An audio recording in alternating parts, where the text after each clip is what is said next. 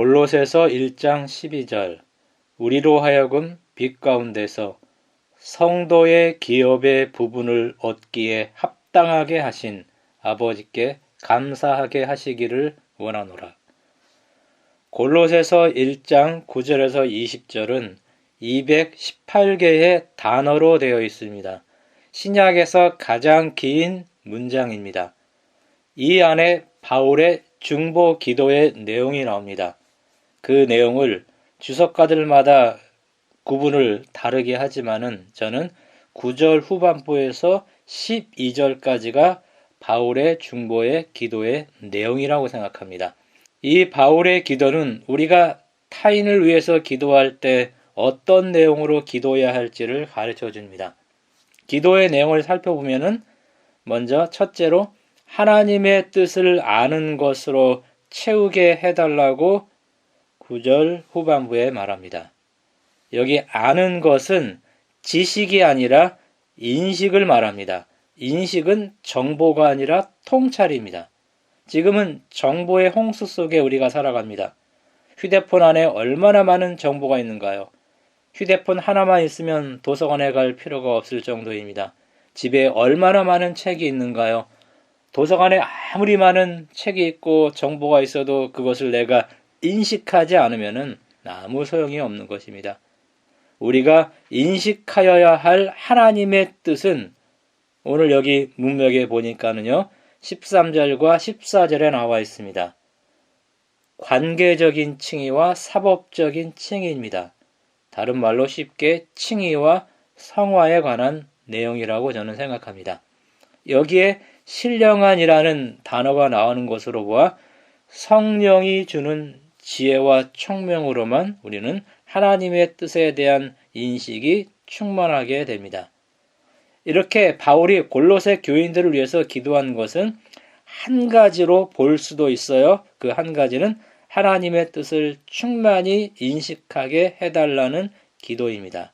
하나님의 뜻을 충만히 인식한 것의 결과가 10절에서 12절이고 이것은 다 하나님께서 해주는 것입니다. 이렇게 볼 수도 있어요. 또는 바울이 6가지 내용으로 기도했다고 이렇게 구분할 수도 있다고 생각합니다. 그렇다면 두 번째 기도의 내용은 주님께 합당하게 행하여 범사의 그분을 기쁘게 해달라는 기도이고 세 번째 내용은 모든 선한 일에 열매를 맺게 해달라는 것이고 넷째는 하나님을 아는 것에 자라게 해달라는 기도이고 다섯 번째는 능력을 주어서 기쁨으로 견디고 오래 참게 해달라는 기도이고 마지막 여섯째는 성도의 기업을 얻기에 합당하게 한 아버지 하나님께 감사하게 해달라는 그런 기도입니다. 저는 이 중에서 마지막 기도에 관한 구절을 중심으로 한번 이 기도를 생각해 볼 것입니다.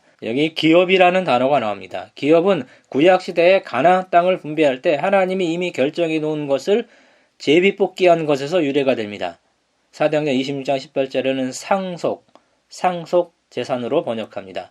표준세 번역은 상속의 목, 현대의 번역으로는요 재산이라는 뜻입니다. 그리고 그 기업은 영적으로는 13절에 나오는 아들의 나라를 의미하는 것입니다. 하늘 아버지께서 우리가 하늘나라를 얻기에 합당하게 혹은 적합하게 혹은 충분하게 했다라는 것입니다. 여기에 이 동사 합당하게 했다라는 이 동사는요 과거 능동분사입니다. 그래서 합당하게 하는 과정에 있다라는 것이 아니라요 이미 합당하게 해 놓았다라는 뜻입니다. 구체적으로 그분이 우리를 사탄의 다스림에서 건져서 아들의 통치를 받게 했다고 13절에 말하죠. 이것도 부정과거입니다. 14절에 우리가 죄사함을 얻었다. 이 얻었다라는 헬라어 동사는 저는 완료적 현재형이라고 생각을 합니다. 그렇다면 과거의 결과나 상태가 아직까지 존재한다는 뜻입니다. 그래서 저는 현재 구원의 확실을 강조하기 위해서 바울이 여기서 완료적 현재를 사용했다고 생각을 합니다. 하나님께서 하늘에 적합한 성도로 우리를 만들어주기 위해서 이런 장치를 이미 다 해 놓았다는 것입니다. 학생들은 사회에 적응하며 살도록 학교에서 교육을 받습니다. 교도소에서는 재수자들에게 사회 적응을 하도록 훈련을 시킵니다. 군대에서는 신병들을 군인이 되도록 훈련시킵니다. 귀족 상속자는 사회에서 그의 지위에 합당하게 되도록 그의 자녀들을 교육시킵니다. 군주 상속자는 왕의 임무를 수행할 수 있도록 자녀를 훈련시킵니다. 기업 경영자는 자녀에게 후계자 교육을 해서 능력 있는 경영자로 키워냅니다. 바울은 골로새 교인들을 성도라고 부릅니다. 1장 2절, 12절, 26절에 나옵니다. 성도들만 하늘나라를 유업으로 얻게 됩니다. 하늘 아버지께서 우리가 현재 구원의 확신 속에서 아들의 통치를 경험하게 함으로써 우리가 하늘나라에 살기에 적합한 성도가 되도록 충분하게 이미 해 놓았다라는 것입니다. 미술에 관심 없는 사람이 화랑에 가면 재미가 없습니다. 클래식 음악에 관심 없는 사람이 클래식 음악회에 가면 지루합니다. 문학에 관심 없는 사람에게 문학 점집을 물려주는 것 의미가 없습니다. 예술에 관심 없는 사람에게 예술 수집품들을 남겨주는 것은 무익합니다. 성도들만 하늘에서 기쁨을 발견합니다. 여기 성도의 기업, 이것은 소유의 소유격으로서 성도에게 속하여 있는 기업이라는 뜻입니다. 하늘 아버지께서 지금 우리를 교육시켜서 하늘나라에서 살기에 적합하게 만들고 있다라는 뜻이 여기 내포되어 있습니다. 기쁨으로 모든 견딤과 오래 참음에 이르게 한다라는 표현이 11절에 나옵니다. 견딤과 오래 참음. 매력적인 단어는 아닙니다. 빠른 변화, 초고속 인터넷, 퀵 서비스 등으로 원하는 모든 것이 신속히 제공되는 시대이기 때문입니다. 견딤과 오래 참음은 어려움을 허락하겠다는 암시입니다. 우리는 견디고 참아야 할 상황들이 요구되는 곳에서 살아갑니다. 우리 삶에 만만치 않은 견디고 참아야 할 수많은 순간들이 있습니다. 하나님은 우리가 그 상황들을 기쁨으로 이겨낼 수 있도록 능력을 준다는 내용이 여기 나옵니다. 헤르만 헤세는 1946년에 노벨 문학상과 괴테상을 동시에 받은 작가였습니다. 그러나 1차 대전 후에 그는 조국 독일에 대항해서 반전 운동을 펼치면서 독일인들에게 온갖 비난을 당했습니다. 그의 아내는 정신병을 앓았습니다. 그 자신도 자살 충동에 시달리면서 힘겨운 그 삶을 보내게 됩니다. 그는 그 고통스러운 삶을 어떻게 견뎌냈을까요? 그의 책 삶을 견디는 기쁨, 그는 힘든 것을 이겨내는 방법들을 그 책에서 소개합니다. 노래를 부르고 경건하게 행동하고 좀 아쉬운 표현이지만 술을 마시고 곡을 연주하고 시를 짓고 산책하러 나가고 운둔자가 경전을 읽으며 시간을 보내는 것처럼 살아가는 것이라 이렇게 몇 가지를 제안했습니다. 이런 것들은요 골로새서와 일치합니다. 1장 10절에 보니까는 죽기 합당하게 행하라 이런 말이 나오죠. 3장 16절에는 그리스도의 말씀이 너희 속에 풍성히 거하게 하고 또 시와 찬송과 신령한 노래를 부르면서 하나님을 찬양하라라는 구절이 나오기 때문입니다. 이 돈을 유산으로 물려주면 자식을 망칠 수 있기 때문에 돈이 아니라 올바른 정신을 물려주는 사람들이 있습니다. KSS 해운 박정규 회장은 회사를 자식이 아닌 전문 경영인에게 맡깁니다. 회사 지분 3분의 1은 사회에 환원하고 3분의 1은 사주조합에 환원합니다. 3분의 1은 가족에게 줍니다. 유한양행 창업주 고 유희란 씨는 자녀들에게 대학까지 졸업시켰으니 앞으로 자립하며 살라 이런 말을 남기고 주식을 모두 복지재단에 넘깁니다.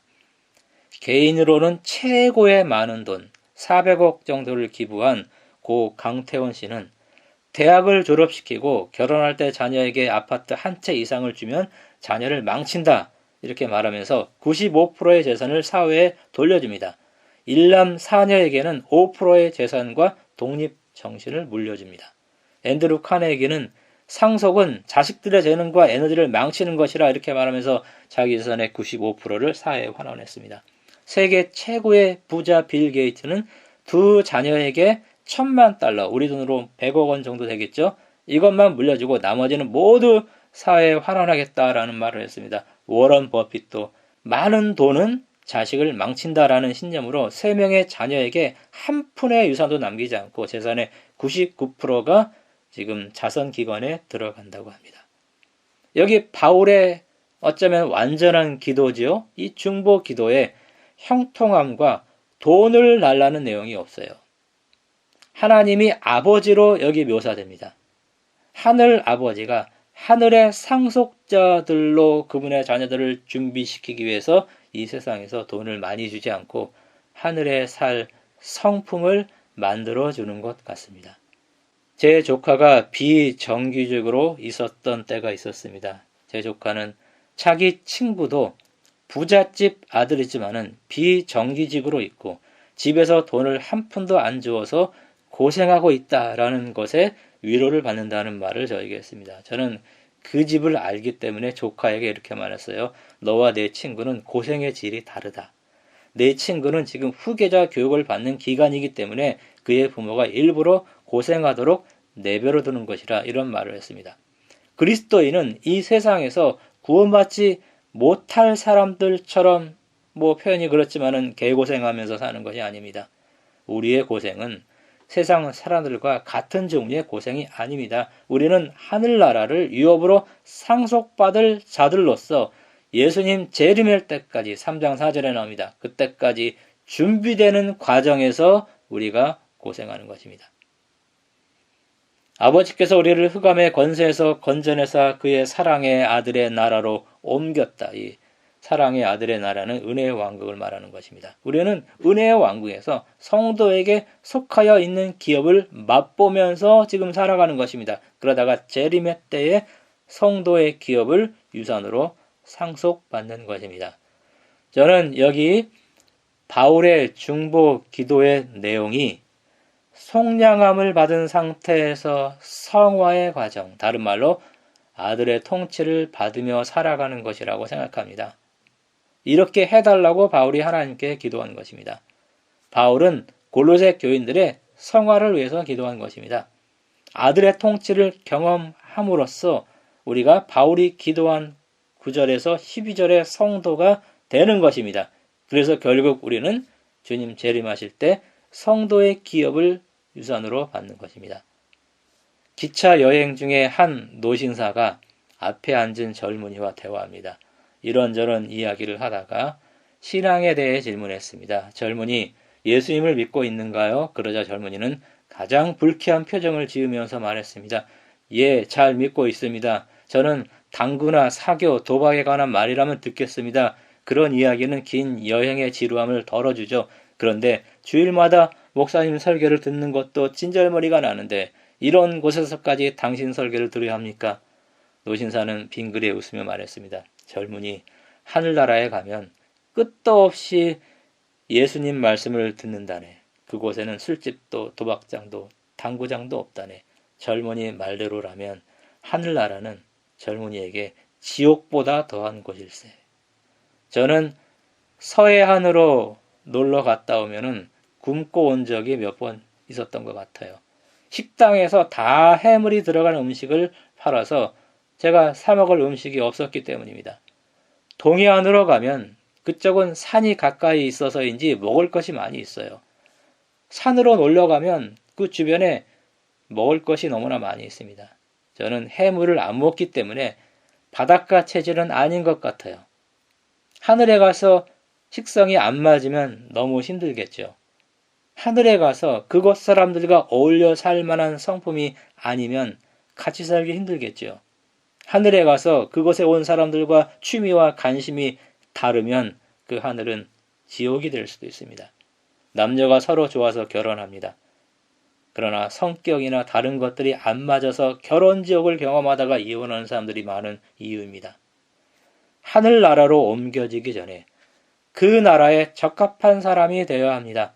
예수님 재림할 때 순식간에 홀연히 다 변화되지요. 고린도전서 15장 51절, 그때 변화되는 것은 우리의 몸이에요. 그때 우리의 성품이 변화되는 것이 아닙니다. 하늘 아버지께서 아들의 통치, 다른 말로 성화의 과정을 통해서 우리 성품을 그 나라에 합당하게 지금 변화시켜 주십니다. 이것 때문에 성화의 과정에서 견딤과 오래 참음의 상황들을 허락하는 것 같아요. 바울은 지금 로마 감옥에 갇혀 있습니다. 그러나 바울은 아들의 통치를 경험하면서 기뻐하면서 감사하고 있습니다. 이 세상에서도 성화가 깊어지는 것에 비례해서 기쁨이 커지는 것입니다.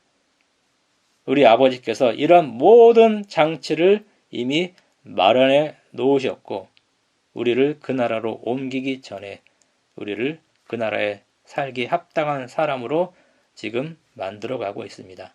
이런 과정에서 여러분들 성화가 깊어지면서 거기에 비례해서 기쁨과 감사가 넘쳐나고 이렇게 하늘을 미리 맛보는 성도들 되기 바라면서 말씀 마치겠습니다.